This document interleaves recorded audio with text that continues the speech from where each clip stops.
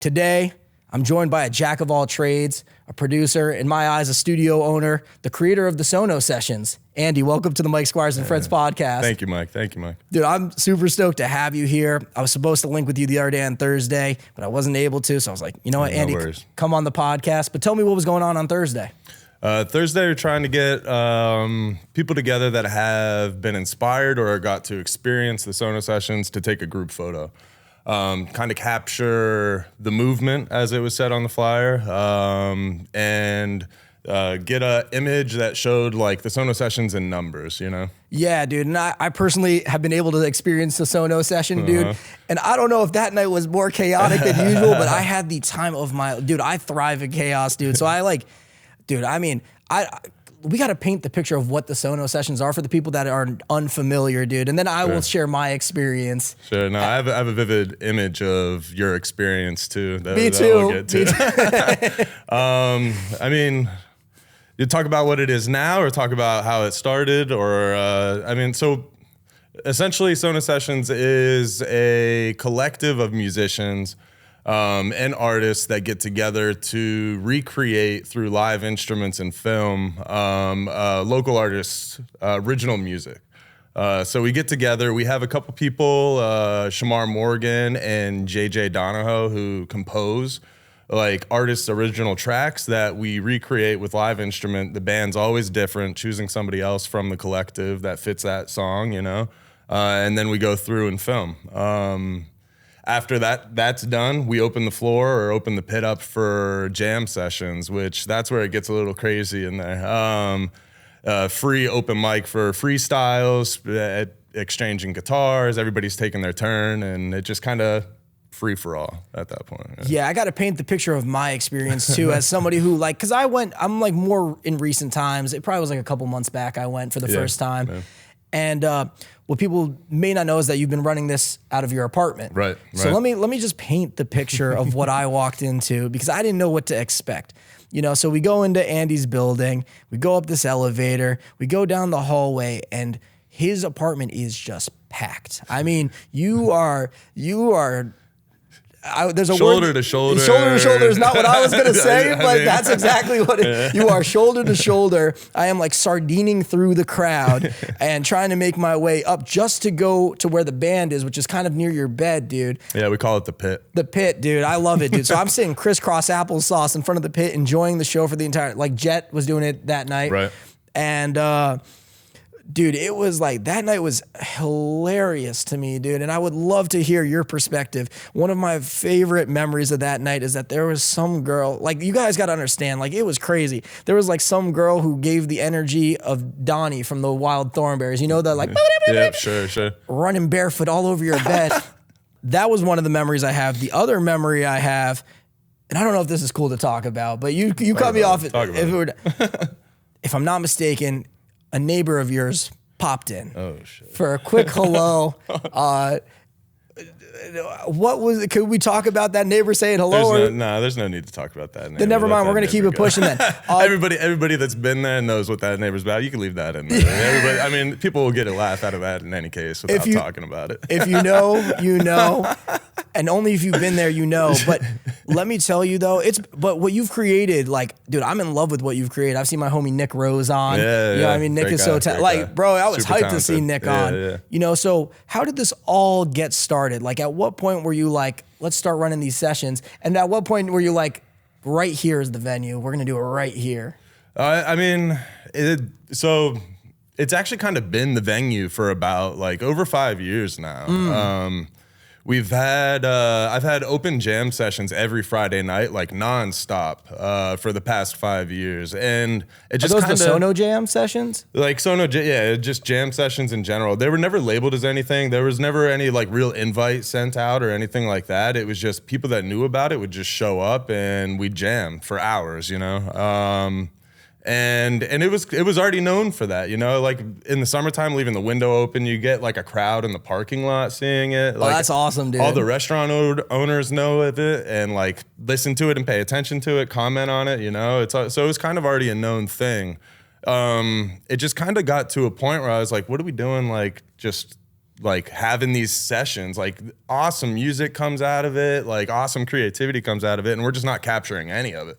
I recorded all of it. Yeah. So like I have terabytes and terabytes of Friday jam sessions recorded, but never did anything like sharing it wise. Thank you for tuning in to the Mike Squires and Friends podcast. You can support by subscribing on YouTube or downloading on your preferred podcast platform. And definitely go do that because it helps us grow and I can have more incredible guests on the podcast. The Mike Squires and Friends podcast is proudly sponsored by Distrokid. Looking to broaden your musical horizons as an artist? Discover Distrokid. With its smooth and rewarding music distribution platform, Distrokid offers unlimited uploads while ensuring artists retain 100% of their royalties and earnings. Join the community of over 1 million artists who trust Distrokid to distribute their music across major platforms like Spotify, Apple Music, YouTube, TikTok, Tidal, and so many others. Having personally used Distrokid since 2018, I can attest to their superiority amongst distribution services. Collaborating with fellow artists has become effortless, especially with the ability to easily send splits of songs, streamlining the creative process. With the Distrokid app, accessing these benefits is now more convenient than ever. Safely sign up or log in with two-factor authentication, upload releases on the fly, monitor earnings, and withdraw funds from your Distrokid bank. Stay updated on royalties through push notifications, effortlessly share hyperfollow links, manage account details seamlessly, and track streaming stats from Spotify and Apple. Additionally, explore Mixia for professional-grade mastering, DistroVid for music video distribution, and Instant Share for secure file sharing with collaborators, producers, and more. The Distrokid app is available on both iOS and Android. Download it today from the App Store or Google Play Store to revolutionize your music career. Visit distrokid.com/VIP/Mike Squires to get 30% off your first year membership. Now sit back, relax, and enjoy this episode of Mike Squires and Friends.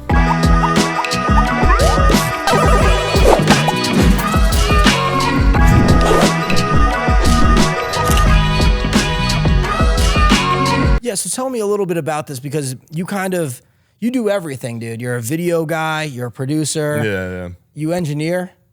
Yeah, sure. That's what I'm saying. Like, I feel like you're somebody who, touches all bases. How does it feel like having we talked about this a little bit earlier, as like being a one-man show. Right, You know what I mean? Because that's how I view you, being the dude who is running camera to camera to make sure everything's recording, make sure the audio's still rolling, like all the levels and everything are good. Like, how do you do that in with all the, at least from my experience, with all the chaos that was going on? Because as there's people just a million people doing their things, you're just locked in, dude. Yeah, I mean, that's just something that happens to me. Like in that kind of scenario, whenever it's go time, I don't know, I lock in naturally. So it's nothing can really distract me. Like I have my kind of mental checklist that I go through during the sessions, and it just happens. But yeah, I mean, there's sometimes some stuff gets missed, I mean, there's been a couple times, I mean, more than a couple times, the camera on the keys just stops recording and I can't get over there because there's 6 people in the way to get there. And you're and yo, I feel Shamar, really press the record, bro. Press the record. I feel really bad. Any keys players, I'm looking right at you. I feel really bad about that, honestly. But the thing is, it's hard when you're a one man, because people will see these productions and they'll be like, oh, they must have an incredible team. Yeah, nice. I love to hear that. Yeah, and then they're just no, it's really just Andy just octopusing around, trying to make all these fucking plays happen. Dude. I mean, at the core of it, I simplified it all. I you got to take my time. Yeah, I made a system. Made it as easy as possible for one person to take control of. The sessions throughout the entire night are the audio is just recording the entire night. There's 8 hours of audio from every night. The cameras, they're all set up, pre-set up, color wise and everything else. Just press record, just How do you manage all those files, dude? Let's talk nerd for a second because there are people that are listening, they're 8 hours every time. Yeah, I mean, I don't go through it all.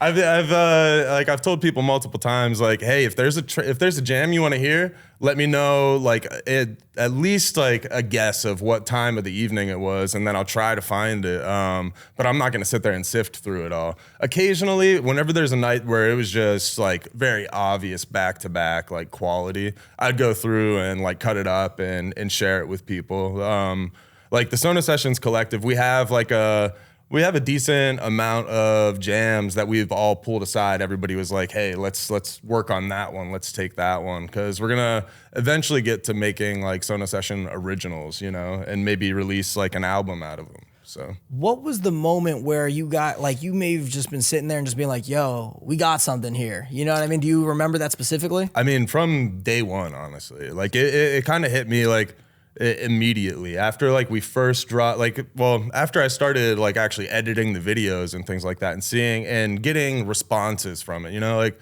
whenever you create something yourself or, you know, go through the process of editing a video yourself, you're always kind of like, nah, it could be better. I see this, I see that. You're always your worst critic, dude. It happens to all of us, dude. And so like once I started getting the feedback on what people were seeing and what like people were feeling from the videos, it was just like, oh, so this is, you know, a thing. And from the beginning, I've always felt it's just a matter of commitment.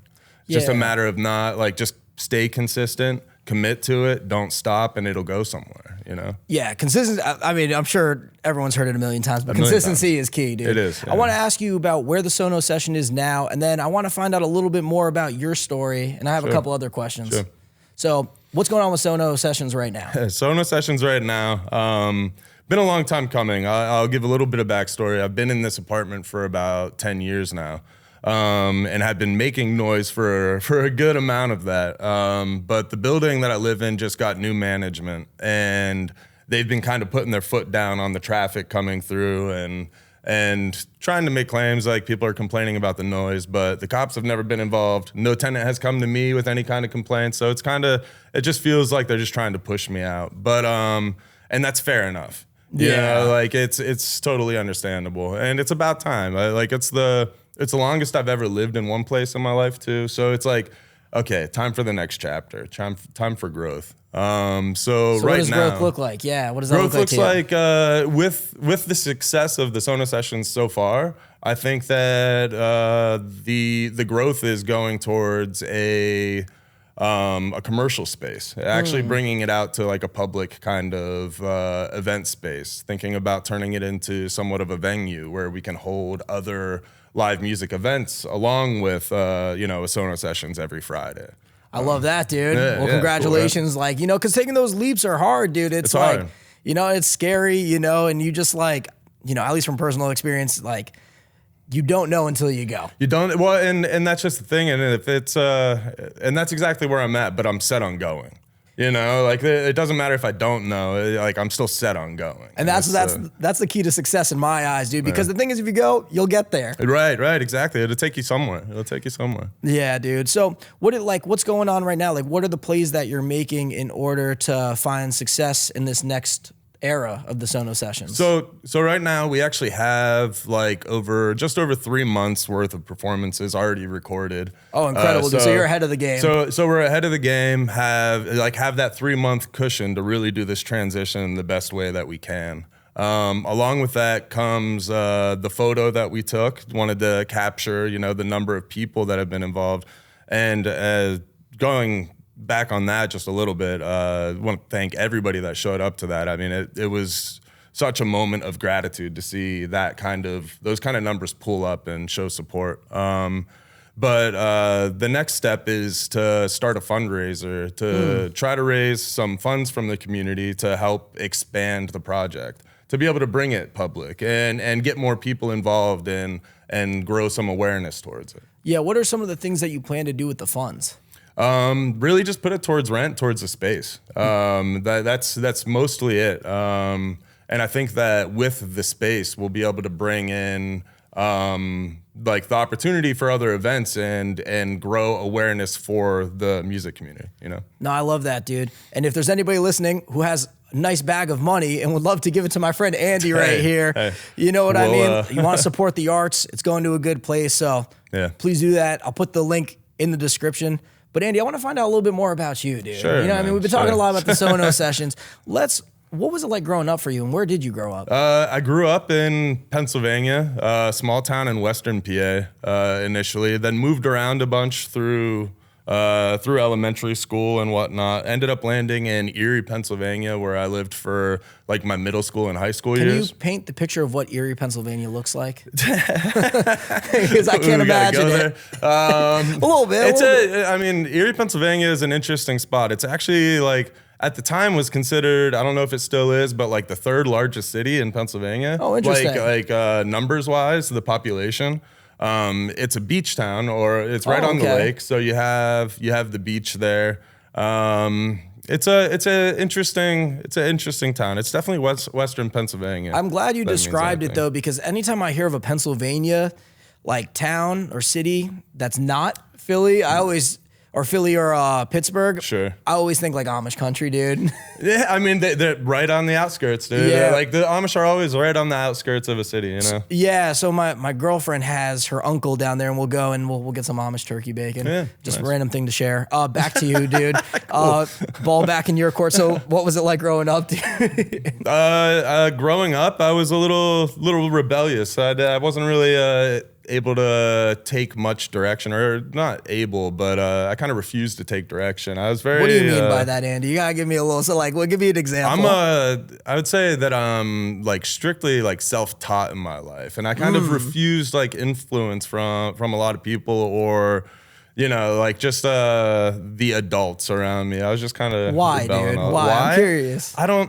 It's just how you were built. It's just how I was built. Yeah, I think moving around for me a lot, like before high school, I moved like 14 times. So like, that's intense, dude. So it was like constantly readjusting to new atmospheres. And I think that kind of instilled in me this like ongoing kind of chameleon style kind of deal. But it almost makes like, and I don't know, correct me if I'm wrong, like I could see something like that. Like if you're moving around, like, and if it's like one of those things where if you're in motion and staying in motion, you feel like, oh, I'm going to be out of here anyway, so it doesn't even matter. Sure. I mean, it was more the like adapting to a new situation constantly. But yeah, that led me to just be this like hyper independent person. You know, nobody was really able to tell me like I couldn't do something, or nobody was able to say I had to do something.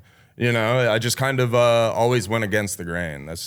Can you give me an example of like you having to adapt? Because I can't imagine moving 14 times, dude. And I moved around a lot too at some points. You know? I mean, I think the way that it is for everybody growing up, it's your life. You don't know anything different, you know? So it didn't, at the time, it didn't weigh on me at all. It wasn't until like I got older how I like was able to actually reflect on maybe like how that actually like molded me, you know? Do you remember a time where like you got more comfortable in a situation and then you had to move again?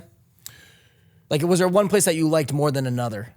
Is what I'm asking. Not really. I think the moving was consistent enough that once we landed in Erie, like, and we were stable in Erie for, it was like 8 years. We moved like twice while we were there, but it was still the same town, same friends. Same school district and whatnot. So, none of that really fazed me too much, you know? Yeah. Were there any struggles that you felt like you had to like overcome, like because of all of that? I guess I don't know. So reflecting on that, like I mentioned before, where I live now is the longest that I've ever lived in one place. Yeah, that's why I'm curious about this too. Yeah. So for me, I don't think there was really a struggle that I had to like overcome because of the moving. Yeah. But I think that it definitely influenced me to the point where like I got this space and recognized that I could stay here indefinitely. What was that feeling led to me being there for going on 11 years now, you know? Yeah. What was that feeling like? You know what I mean? Did it feel like did you feel tense with all the moving, or no? Just because you never knew any? I'm just very interested. Never knew anything different. I'm very interested in this. Yeah, dude. it wasn't. No, it was just okay, we're moving again kind of a thing. It wasn't anything crazy. Yeah. So, well, you get to the spot that you're at now, dude. How does it feel just to be there for as long as you have been? And how do you end up in Connecticut too? A girl. That'll do it. yeah. So I moved to Queens, New York, with my sister whenever I was like 23, and then got a job in Manhattan working high-end home audio and whatnot. Ended up meeting a girl that was from Connecticut, and then we got a space together. So I moved out to this spot like when I was like 27. How did music play a role in all this? Like, at what point of you like moving around and growing up does music enter your life? So making music didn't come until later. Sound and like electronics and things like that was from a very young age. Yeah, talk to me about it. Like, what do you mean by that? So like when I was like, I used to take stuff apart. Like I'm a tinkerer. Like I'm an engineer at my core kind of a thing. I like taking stuff apart and putting it back together as like a a kid. reverse engineer trying to figure out what does what. Well, yeah, just destroying stuff as a kid, honestly. And when I was like 5 years old, I took my first speaker apart. And like when I say took it apart, I like ripped the cone out of it. I saw like the voice coil and the magnet and kind of had like an instinctual understanding of how it worked. So from that point on, I was just kind of obsessed with speakers. That led to me after high school opening a car audio shop in Pennsylvania. Oh, that's really cool. Did that for a couple years, and then whenever I moved to New York, I got into the high-end home audio. So you were responsible for those speakers, those cars that we hear with the subs that just. Why are you saying it like that? Of course, man. Of course. No, I would do it again. Yeah, no, but no, that's really sick, dude. You know, I like doing these podcasts because you find out a lot about people that you wouldn't know otherwise. Yeah, sure. You know what I mean? So, all right, so you're doing the car audio in Pennsylvania. What's the next music thing look like after that? The next thing was whenever I moved to New York, I actually got a job doing car audio, and I was just like, I worked there for like 3 days, and I was just like, nah, not the vibe. It was just a completely different kind of atmosphere. So I started looking at other kind of audio gigs, and came across a company called Innovative Audio in Manhattan that does ultra high-end home stereo systems. I would recognize them. That sounds familiar. I feel like. Maybe, potentially. Yeah. I mean, they're one of like the top 10 home audio companies in the world. There's a very, very fancy audio place here in the mall, and I think they carry them. They're like very fan. Like they have like electric blinds that go down, and they sell like the highest end stuff. So I feel like they might actually be in there. Exactly, doing like $1 million listening rooms, like for residential spaces and stuff. So what was it like working there, and what's something you learned when you worked there? I learned almost an unbelievable amount. Actually learned how to listen like to music. Like I feel like when I started working there, you got to explain that to the person. Like, what does that entail? Like, I know because the person are like, oh, everyone listens to music, but like, what does it mean when you say that? Well, I started hearing like separation in the instruments and actually being able to like pinpoint like what instrument you're hearing and just hearing like space in the music. That wasn't something that I had like I was either trained or was aware enough to actually listen to before, even though I was doing audio my whole life, like owning car stereos and things like that. I started listening to music differently when I started working there. Which would be a great quality for an engineer, dude. And so the path goes on. And so I have like a work relationship with them that's gone for like over a decade now too. Oh, amazing. Yeah, so it's been a great experience, great relationship. But I want to say it was like 8 years ago or so. So at that point, I wasn't playing music. I wasn't into recording music. I wasn't doing anything in the creation side of things. I always desired, like I definitely have a very creative mind. I always wanted to be creating something. And then the opportunity came along with a couple friends that said, hey, we want to start a band and we need a bassist. I was like, I love bass. I want to be creative. This feels like a next step for me, right? With audio and everything else. And so that turned into us having a band, which led to me building a studio in our friend's basement, which then led to me building the studio I have now. Yeah. I have a question because I had to look this up real quick, but you had a song called Different Endings. Yeah. Was this with the band or is this something different? No, dude? this was with another band. I guess you could call it like the Mossy Crew. Okay. If you're familiar with them. Yeah. I want to talk a little bit about your first band, but then I want to get into that too because I was talking to Julian and he was like, you got to bring it up. And I was like, all right, yeah, I could do that. I could definitely do that, dude. Sure. Yeah. So what was it like when you created that first band and like what was a moment of success that you had with that band? I mean, I think the whole moment was a success. It was just pure inspiration across the board. I mean, I immediately became obsessed and passionate with creating music. And I was going to ask what it did for you personally. Yeah, like it was like kind of the spark of the fire kind of thing? 100%. I mean, it felt like it was what I was waiting for my entire life. And I can say that like wholeheartedly. Like I was waiting for that moment. So it was just full of inspiration and a really driving period of time. And that's up here that you had that band or is this? Yeah, that was up in Norwalk. man. Oh, nice, dude. So tell me about a gig or something that you had with that band that sticks out to you. Never had a gig. Insane, yeah, dude. it all stayed in the basement. Well, and so what happened to me like through this process is I kind of, jack of all trades, kind of hit me in a different way. So like right now I play a little bit of everything, right? I play bass, guitar, keys, drums, kind of a thing, but it's a little bit of everything. I really, because of my background with audio and engineering, like in that aspect of like with home stereos and car audio, I really dove deep into the studio aspect of it. So it like built the studio in my friend's basement to be able to facilitate our jams and be able to capture them and record them and create an atmosphere conducive for creativity, you know? Yeah. Would you consider yourself an equipment nerd? Oh, I'm a gearhead, 100%. Yeah, no, I do. 100,000%. A lawyer doesn't ask a question they don't know the answer to. Yeah, man. Yeah, undeniable. So, like, you know what I mean? Let's talk about it, dude. You know, like, what's one of your favorite pieces of gear that you've ever picked up if you were to pinpoint one? I know, I'm sorry, dude. But like maybe there was a moment or like something personal where it's like when you got this thing, when you're you like, knew you like the next step. I mean, like one of those moments where like the first like real piece of like recording equipment was like the Universal Audio Apollo, right? Like the Apollo 8, the rack mount version.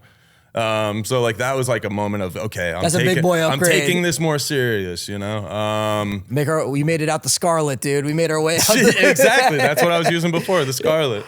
Yeah. And now I'm set up with an Avalon 737 and, you know, or is it 7, whatever it is, and a Manly core, and, you know, I got a Neve clone and all this other stuff and running a Mac Studio and then I get into like all the guitar amps and things like that too. Like I'm pretty well set up with some vintage gear. Like we're gonna talk nerd for a second. We're gonna lose half the audience right sure, now, sure. But you know, I'd be curious your thought process on this because you've had the opportunity to use, you know, the physical and then obviously there's the digital of these plugins, right? Right. What's your biggest takeaway from using the physical versus the digital? I totally prefer the physical all day. If you have to use in the box, you know, I mean, it's a benefit over like an average plugin. Like using like a high quality Avalon plugin versus like a basic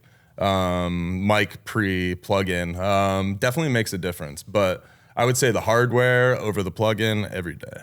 Yeah, and what's like the biggest takeaway, like the biggest difference for you personally? You just feel the character. You feel the character, man. Like you feel the air that's coming through on the Avalon. You feel like the mid frequencies, and you just feel it open up. Like it actually gives you like a holographic recording, you know? Oh yeah, dude. We could talk nerd on this for a little bit too. One of my homies recorded some of his album on tape, and just like, you know, recording on tape and like being able to like alter it, but like it being lossless still was like, right. It's insane, right, dude. Exactly. Yeah, no, there is benefits to it, but the downside, as you know, it's expensive. Cost, space. Yeah. You know? I mean, it's a lot. Yeah. And it's also, I mean, you got to have it set right whenever you're first recording it, you know? Andy, ballpark right now, how much money have you spent on equipment? Probably like in like the 50K range. Yeah. Well, because I'm stacked up on plugins too. You know what I mean? Oh like yeah. Let's go all in. Let's go with plugins too. Like, what are we talking? I mean, my Universal Audio setup is easily worth over 8 to 9K just in like, you know, because that was before their subscription pack, so I was spending like $300 on a plugin. Yeah. You know? I say that. I mean, like to that note, like that's important. I think like that is part of the commitment. You know, like if you're going in and you're taking this serious, then you're gonna end up spending serious money. Oh yeah, and I think always the want to be better too, because you can only get better if you have the tools to do it. Exactly. Right? And I'm also a firm believer that you don't need all the best tools in the world to at least get started. Absolutely, 100%. But like, what affected me getting into like making music and recording music was my background in the ultra high end audio world. You know, so like I'm coming from a realm where like speakers can cost upwards of $400,000, and I'm like trained to listen to these systems and hear what like music is doing on these systems. So I'm sitting here like trying to produce with the Scarlet, and I'm like, why can't I get this sound? And so like dive deep into gear. It's kind of like, have you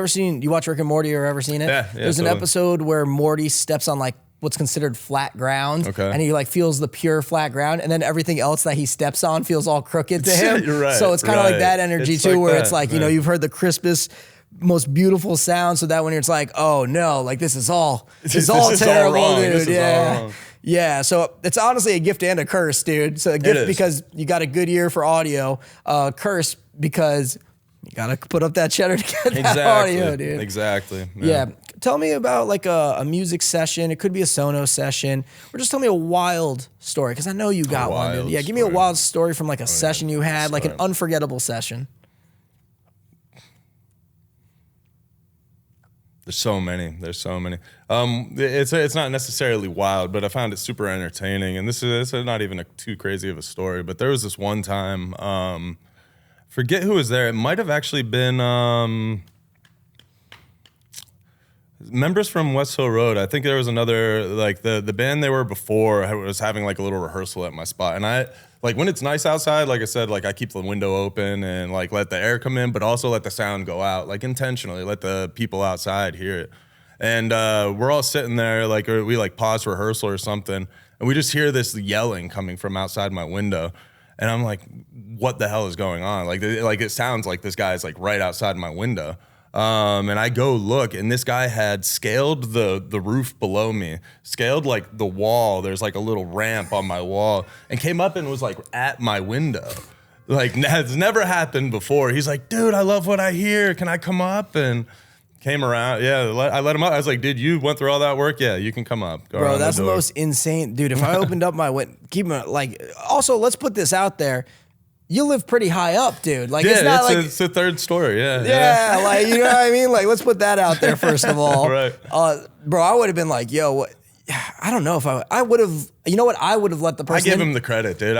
People you know? around me would have been like, dude, what the hell are you doing? You know Yeah, what I for mean? sure. Were people around you like, what the hell are you doing, dude? Like, A little bit. But that's been like one of my big traits too with the space is like open door. Like invite all types of people and all, like no matter where you're at, like your mental state or your creative state or anything. Open door. Like let people feel You welcome. know what? Yeah. And that was something when I went to the Sono session, I walked away inspired by you, is that I was just like, you're willing, and I'm overall, I trust people for the most part, but Mm-hmm. like that's a next level trust to just let anybody in your crib and just know that like everything's gonna be good. You know what I mean? Yeah. I mean, it's There I were think moments that's where you left too. You were gone. I was like, bro. I mean, there's been plenty of sessions where I spent most of the night outside because there was no room inside, and just let it happen. But I think that's an important thing in the world today. Like you don't have a lot of stuff, like a lot of trust out there, and I think offering a space where that's just kind of known, you know, known that you're trusted and known that you're being trusted to be a good person in that moment or whatever it is. It's a very admirable trait, dude. And I like, Thanks. you know, I commend you for it. Thanks. And, but the thing too, it's like, I think there's a lot of people that are afraid. You know what I mean? Like they always think the worst case scenario. Of course. You know what I mean? Yeah. So how do you always look at the glass half full, Andy? And I don't know if that's the truth with you, but in this particular, with that's like, to me, it's like, you have to be looking at. I mean, in those moments, it's a whatever kind of a deal. Like I'm happy to facilitate a space for people to feel free to be themselves and be creative. Whatever happens. Something breaks. Somebody spills something. It's kind of whatever. So you say it like that, but then you're telling me these numbers that you're spending on equipment, dude. It's like, Well, yeah. I mean, there is a line to be drawn. Yeah, no, there totally is. But I think that with my trust that I put out comes a level of respect. You Yeah. know? And there's never been any major situation that happened in the spot that even whenever whether it comes to breaking something, spilling something, or even like fights and arguments, like they get squashed pretty quick because people want to respect the space. And I think there's something there with the trust that I put out. No, and it's a beautiful thing, dude, because it's like, I promise you, it doesn't happen everywhere, dude. Yeah. You know, I've seen some things turn upside down real quick, and I think it's because people, to me, you have like a de-escalation mindset. Mm-hmm. You know what I mean? Versus like a adding fuel to the fire, like, you know what I mean? Absolutely. Yeah. I mean, You know, I used to be pretty rowdy in my teens and whatnot. Got in plenty of fights as a kid, kind of a thing. And it was like, once I got older, like you just recognize like there's no point in any of that. Like, I feel like everyone at those ages gets in fight. You just get it out the system. Yeah, exactly. Exactly. But yeah, as you get older, you just recognize like what's the point in stressing out about this and whatever else, or causing an issue for somebody else's life. Like everybody's got enough going on. Agreed, dude. Yeah. Agreed. I want to talk to you a little bit about the rooftop sessions because I don't think we talked about that yet. Sure. That was at the start of COVID. Working with my friend Paulo Aruja. He's a videographer, lives out in LA now, but had the idea to start a podcast and just do interviews with like local creatives and whatnot, artists. We ended up doing a couple. We did one with Julian White and we did one with Eric Pierce, who plays sax. They came out pretty cool. Kind of took like that living room vibe, took a rug up on the roof and took a couple stools, took the Apollo up there, you know. I actually had like a little SRK like mobile rack for it and whatnot. Yeah, that was a cool experiment. We only ended up doing a couple of them. I'm not really sure why we stopped with them, but it was fun. Yeah, we're gonna bring it to LA, dude, because I know you have a couple infamous LA trips, dude. Oh yeah. The way you said that is. Well, I don't even know if I could tell most of like the crazy stuff on here, but you can tell what. How about you tell whatever you want, but tell me a crazy story from one of those LA trips, dude. Oh man, it's a Give the story I felt pretty guilty about for like a year or so. Tell me about it, dude. We called it the 16th floor. Well, it was the 16th floor. We had like at our hotel room. Well, we had to like when you go out to LA, you go out there with intention, right? You go out there with intention to have a good time, meet with other creatives, like other artists and things like that. We did our thing like that. But we had a night on the town. Came back to the hotel, still drunk, still drinking, still drunk. And me and my friend A decided to just go roam around the hotel. You know how you do that sometimes. You just go explore the hotels. Yeah, exactly. And immediate first thought, find the roof. You know, so we're wandering around. We eventually get to, well, the top floor that the elevator took us to, which is like the 15th floor. Found the staircase that said the roof. All the wires for the alarms were already cut, right? Insane. So it was like, okay, meant to be. So we got to the roof. Meant to be is a crazy first thought. Well, dude, it's like, someone's done this before. Yeah. Oh man, I'm remembering where the story goes. To the 16th floor. To the 16th floor. So we're on the 16th floor, which is just the roof. It's an open roof, and then we turn around and we see like there's more building. And like just more, there's another floor. There's another set of rooms on the top of the, or a room that we thought on the top of the floor. And so it's just all windows. So it looks like it's just like a kind of a conference room or something like that. It seemed like that, like it's a place that you would rent out, kind of a thing. Oh man. So we're walking around, and then him and I end up opening this door, and there was just a dude in this white room sleeping on a cot, just all by himself, and we're just shut the door immediately. We were kind of like, oh, you know. Describe this room to me, dude, because I'm trying to envision it. I'm trying to envision it, dude. I forgot where the story even went. It's just a white room, just a small white room. It's like a psych. Like it looked just like no, it wasn't padded walls or anything like that. It was just a normal white room, but just nothing in it but a cot. And this dude sleeping on it. He had his like covers up to here. What's the dude look like? Describe him to me real quick. Like tall, big, built. Dude, well, and it gets there. So we shut the door and just dip, right? And 2 seconds later, he's outside. He's just yelling at us like, "What the hell are you doing here? Do you live here? Blah blah blah," and just demanding information. And I just like have my head down and my hand out. I'm sorry, dude. We're drunk. It was a mistake. Didn't mean to do it. So cooled that situation. De-escalated that situation. And went back down to the room and ended up passing out. So the next morning, we all meet downstairs, and my friend A is still wearing the same clothes he was wearing from the night before.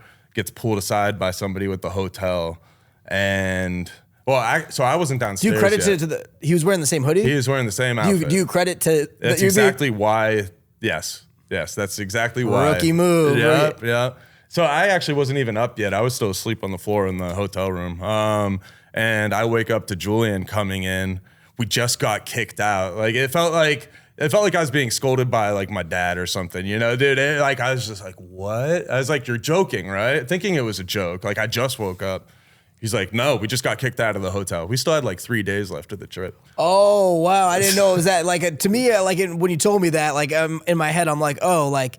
Well, they had to be out at noon anyway. No. So we still had we were like halfway through the trip, if that. So where did you guys go? We went to the next hotel over. The story goes on, dude. So this hotel was just a piece, man. It was horrible. They had like Christmas music playing, dude. And we're in what time of the year are we at? We're Halloween. Halloween. So I guess it's not that the far nightmare off, before people Christmas. do that. People do that, but like earlier it was just earlier. like. Well, no. Okay, we get there and the fire alarms are going off in the building. They're like just fire alarms going off. Everybody's acting normal, like nothing's going on. It takes forever for us to get a room. They have Christmas music playing. It's like throughout the entire building. It's already feeling like a fever dream early on. Yeah, early on. Guy takes us up to our room that he got, opens the door with the card, and there's somebody in there. Like, what are you doing? Like, he took us to a room with somebody already staying in it. The guy comes to the door like, what's going on? That's the word. Dude, I've had that happen too, where like a hotel where they'll give you a key and someone's in it.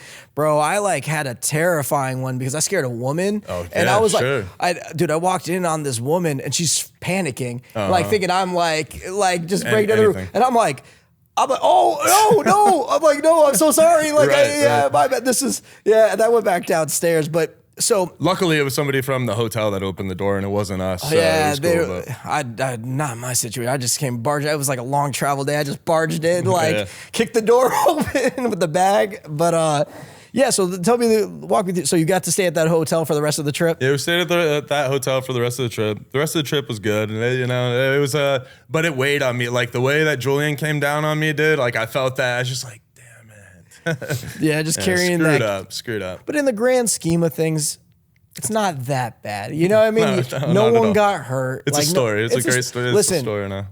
I'm a big proponent of doing things for the story. You know what I mean? Like that's the way I live too. Because at the end of the day, regardless of everything, all we have is our memories and our stories, dude. So and it's fun. Like and my favorite thing to talk about, dude. Just give me another crazy story, Andy, because I know you got one. Give me like a life story. Or you know what, Andy, what's something that we might not know about you? Like a hidden fact, hidden talent? I think there's a lot that a lot of people don't know about me, but that's just like hard to... Let's run through some. Hard to get to that point. Give me an example. How do I do that? It's got to be sparked off of some questions or something. You have a hidden talent, like in middle school, you could do the worm or something? Not at all. Biggest bubble gum? No, that sounds, I don't even know. Well, is that a hidden talent? Moonlander, who was on the podcast, can blow a huge bubblegum bubble. Okay. So that's why. But he hides that? Why would he hide that? No, he didn't hide it. It was a public thing, but that'd be crazy if he hid it, dude. It's like, he'd be like, yo, check this out, dude. But yeah, something like we wouldn't know, dude. Good at dancing? Not at all. Fishing? You're a big fisher? I used to fish whenever I was a kid. I used to go arrowhead hunting with my grandpa. That's something there people don't know. There it is, dude. You know? There it is. We found it. I have a collection of arrowheads that him and I found from whenever I was really young. That was a good time. Yeah, where would you find them, dude? I mean, Pennsylvania and Ohio has a lot of like native areas, like along the creeks and rivers out there. Oh, it's really sick. It's relatively easy if you look up the history and where they used to live. You can go out and excavate, and that's actually cool. What's one of your favorite things about living in Connecticut since you've been here? Norwalk specifically, I feel like is just this this kind of like hub. Like you have everything accessible, right? I mean, Stanford is pretty similar too. Yeah, and you live in a good area where you pretty much can walk to everything. Yeah, exactly. I have that little walk to everything, little kind of city main street kind of vibe right outside my door. But then like 2 miles is the beach. And I mean, I have the docks right there too, so I have water right there. Big fan of the aquarium, personally. Sure. You been? I haven't been there. You haven't been, dude. Dang, we should have relocated this podcast to the aquarium, dude. Every time it gets brought up, it's just like, yeah, dude, 10 years haven't been there. bro. My mom's even been to it. I'm pretty sure. Whenever she brought, we got to round up a field trip or something, dude, to the aquarium. We're too close, Yeah, dude. I'm down. I'm sure they give you like a local discount. Do they really? I don't know, dude, but you live so close, dude. I should just get in for free now. That's what I'm saying. Yeah, we'll make a couple calls, dude. No, but fair enough.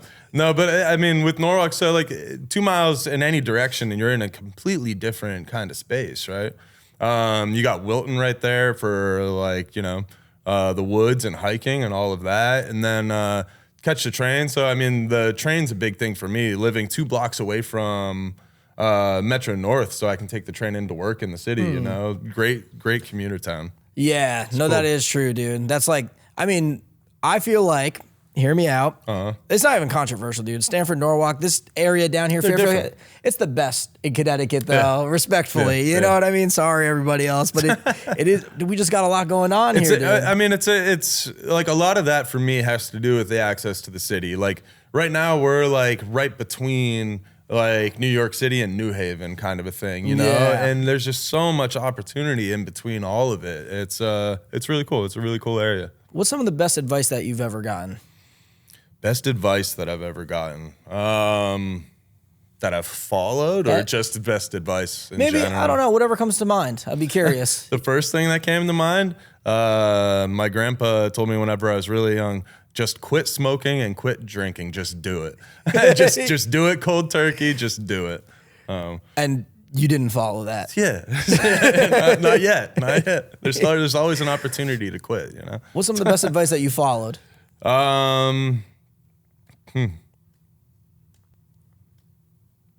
don't know. That's a tough question. Yeah, because I mean, it kind of goes against you being rebellious and not listening to adults as you grow up. And that's kind of it. Yeah, it's something. All right, let's 180 it, dude. What's the worst advice that you've ever gotten, dude? The worst advice? I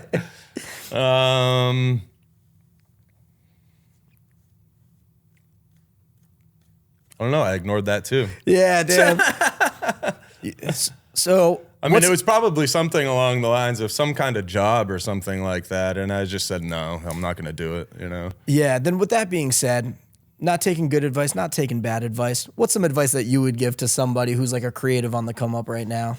Do the hard thing.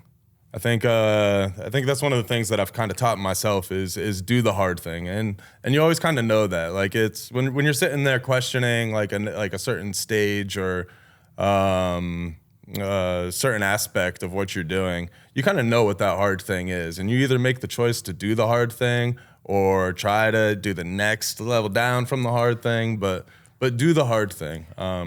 And you'll feel rewarded from that. I think that is great advice. And another thing too that I would like to add on, and maybe you could agree or disagree. Sometimes when you pick the easy thing, it ends up being whack, and then you end up doing the hard thing anyways. Exactly. Yeah. That's great. Yep. So it had like Yep. you end up doing it anyway. So just do it when you got it. Right. Exactly. Yeah. Yeah. There's not really many shortcuts in this game to like doing things right. You know what I mean? For It's sure. like, and the beauty of this game though, like just in music in general, is that you can kind of figure out like a little thing that works for you. Like there's no like cookie cutter recipe of exactly what it needs to be. 100%. But it needs to be good, and you need to figure out how it's good and how that works for you. Right. Exactly. Yeah, what's something that you learned on your journey too that you feel like was something that leveled up your craft, maybe from like a technical standpoint, like something that you started doing that you're like, oh, this immensely made all of my work better? I mean, for me, it's always just been trial and error. Like I think I mentioned, like very like kind of exclusively self-taught. I mean, if you're in a troubled area, obviously do like look up a YouTube video. Man. YouTube like, University, dude. It definitely helps, but it's all been a lot of trial and error for me. So I've like learned like little techniques through mixing and things like that, and like how to kind of recreate that holographic sound that I was used to with like the high-end audio, and like kind of creating like spatial feelings and mixes using stereo imaging and things like that, and doing bus channels with just the smallest amount of some kind of stereo imaging and whatnot. I love doing that. But trial and error is just, man. I want to talk to you a little bit about like Nothing your really video specific. career too, because like, how did you get into all of that? I never did anything with video, so You do, dude. You know, Well, and so I got the first camera with the slider that's mounted to my kitchen counter. From my cousin who used to do music videos like back whenever. But do you know what camera it is? It's a Sony FS100. Okay, no, that's bro. FS100 is a good camera, It's dude. a prosumer camera. If I remember correctly, being a nerd, that camera was one of the first ones that had incredible slow motion. Yeah, it is. It is. It nerd is. guys, come on, I know my stuff, dude. Yeah, and it does like black levels really well and all of that. Like it's a prosumer camera. It was like 7K new kind of a thing. Yeah. But he wasn't using it anymore. He was kind of done with the videography thing, and at this point, it's outdated. But 1080 is really all you need, in my opinion. At least with a camera like that. So then I just bought. Right now, I bought 2 more, so I have like a fleet of 3 of those cameras. But like that camera actually inspired the filming for Sono Sessions because it gave me the opportunity to do it in a semi-pro way. Yeah. I got a couple Canons for the first videos that I set up as like satellite cameras, and then bought a couple more of the Sonys, plan on buying a couple more, you know? Yeah, and I, to go to your 1080p, bro, I agree with you too, because, bro, the game has changed so much.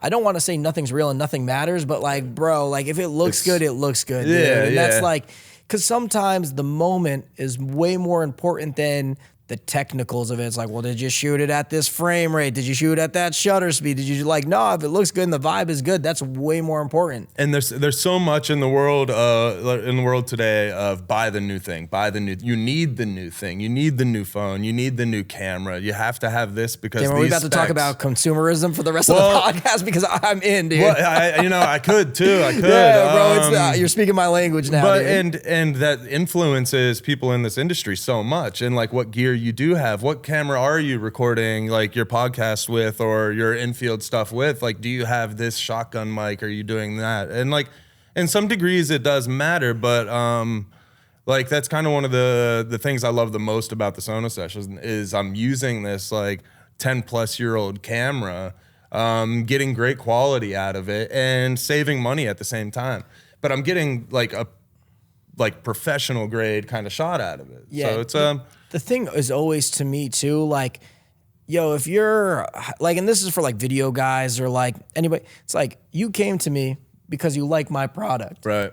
Doesn't matter what I use. You exactly. like what I do. You Right. want it. So it's like, you know what I mean? But like there is this kind of stigma where it's like, oh, you're not shooting on that. You're not like using, you know what I mean? Even with the mics for this, like, you have to be recording podcasts on the SM7Bs. You got it. Like, Which is why I'm not like I don't like offer music videos. I don't offer anything like for sale in that way because like I ran into that situations like that working with my friend Paulo where they're like, what camera are you using? You know, like for music videos or something like that. Like the artist wants to know what camera you're using, and it's like, dude, I mean, if you've seen what I've done so far, what does it matter what the camera actually is? Like the name. bro, I'm telling you right now, the next superstar in the music industry is recording a music video on an iPhone right now, Yeah, dude. yeah. You know what I mean? So it's like, Right. again, I don't want to say nothing's real and nothing matters, but Right. like you just got to find out what works for you. Exactly. You know what I mean? Exactly. And that's, I guess we could wrap up that little thing, put a little bow. It's like, do what's right for you. Yeah, do You what's know what I right for you. For me, being the gearhead, just one more quick little thing. I love the way these Sony cameras look rigged out. You know? yeah, they do look- like they they do look look really cool. cool. Yeah. Dude, so, people don't know, I shoot on Sonys in here. They're not rigged out, dude. I got the nifty 50 on this one because I just need to slap whatever lens I could get on that. And then this one's actually my main camera that I use for like all my music videos and stuff. Sure, So, sure. but then I had to get the second angle, but it was pricey. But sometimes you got to invest in your craft as we spoke about. Exactly. You know what I man. mean? Exactly. Yeah. What do you see for yourself in the future, Andy?